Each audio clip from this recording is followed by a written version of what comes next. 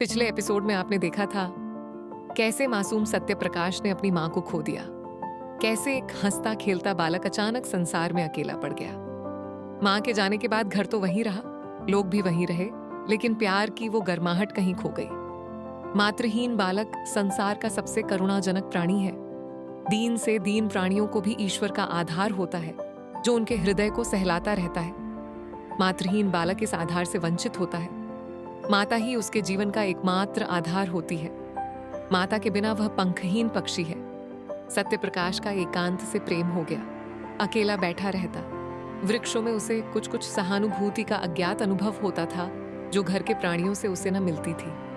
माता का प्रेम था तो सभी प्रेम करते थे। माता का प्रेम उठ गया तो सभी निष्ठुर हो गए। पिता की आंखों में भी वह प्रेम ज्योति न रही। दरिद्र को कौन भिक्षा देता है। 6 महीने बीत गए। सहसा एक दिन उसे मालूम हुआ मेरी नई माता आने वाली है। दौड़ा पिता के पास गया और पूछा, क्या मेरी नई माता आएंगी? पिता ने कहा, हाँ बेटा, वे आकर तुम्हें प्यार करेंगी। सत्य, क्या मेरी ही माँ स्वर्ग से आ जाएंगी देव?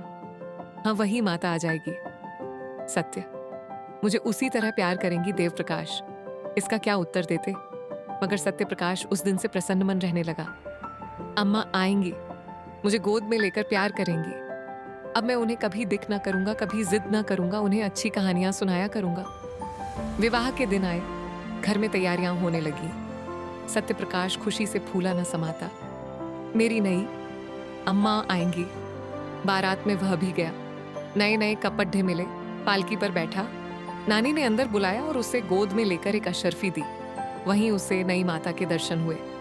नानी ने नई माता से कहा, बेटी कैसा सुंदर बालक है, इसे प्यार करना। सत्य प्रकाश ने नई माता को देखा और मुग्ध हो गया।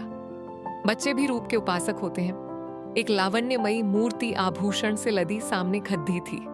उसने दोनों हाथों से उसका अंचल पकड़ दियचकर कहा, अम्मा। कितना अरुचिकर शब्द था, कितना लज्जायुक्त, कितना अप्रिय। वह ललना जो देवप्रिया नाम से संबोधित होती थी, यह उत्तरदायित्व, त्याग और क्षमा का संबोधन न सह सकी। अभी वह प्रेम और विलास का सुख स्वप्न देख रही थी। यौवन काल की मदमयी वायु तरंगों में आंदोलित हो रही थी। इस शब्द ने उसके स्वप्न को भंग कर दिया। कुछ रुष्ट होकर बोली, मुझे अम्मा का मत कहो।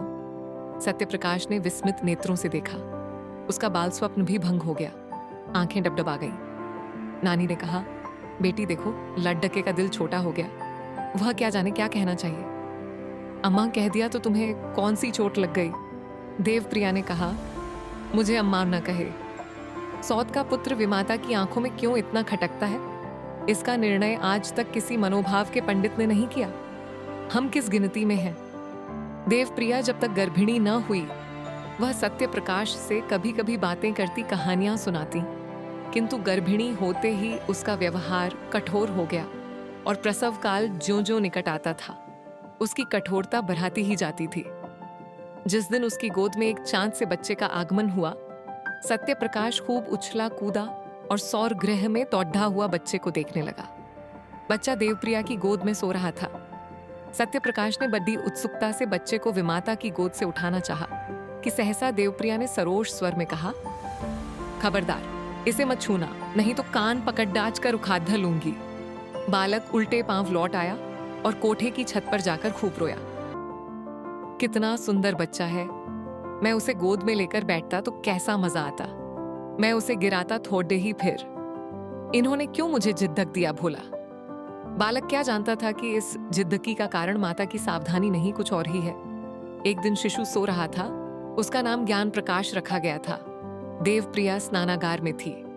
सत्य प्रकाश चुपके से आया और बच्चे का ओढ़ना हटाकर उसे अनुरागमय नेत्रों से देखने लगा। उसका जी कितना चाहा कि उसे गोद में लेकर प्यार करूं, पर डर के मारे उसने उसे उठाया नहीं, केवल उसके कपोलों को चूमने लगा।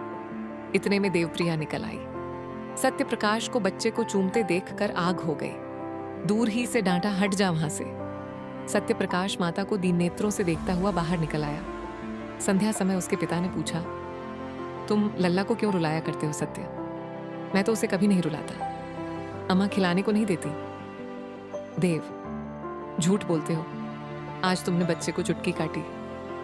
सत्य, जी नहीं, मैं तो उसकी मुछियां ले रहा था। देव, झूठ बोलता है। सत्य में झूठ नहीं बोलता। देव प्रकाश को क्रोध आ गया। लड्डके को 2-3 तमाचे लगाए। पहली बार ये ताड़ना मिली और निरपराध इसने उसके जीवन की काया पलट कर दी।